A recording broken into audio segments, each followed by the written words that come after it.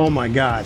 So I had to take my handy little Milwaukee die grinder tool here, and I had to shave and clean up the splines on this PTO because there were like weld splatter or burrs on it everywhere in these little valleys, and the PTO just wouldn't go on at all. So I spent about 2.5 hours trying to figure that out, and so I ended up just grabbing the die grinder, clean this up, clean the edges here were all flared out, and it had been painted. Obviously, the PTO shaft's painted.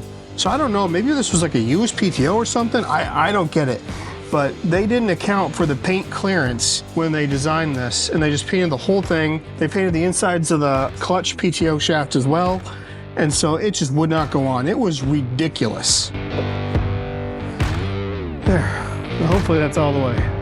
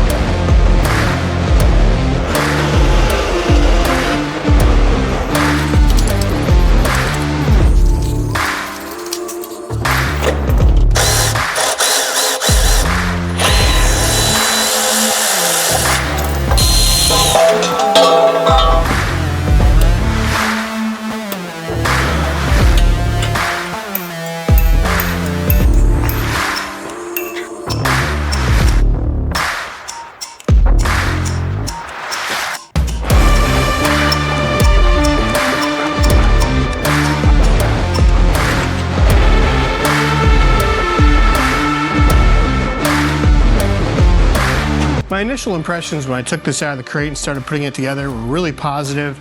It seems like a pretty well-built unit. The PTO shaft, oh my God. To get that thing on, that was an epic amount of work for what should have only been like an hour-long assembly at the very most. Thanks for watching, guys. Don't forget to like, comment, and subscribe.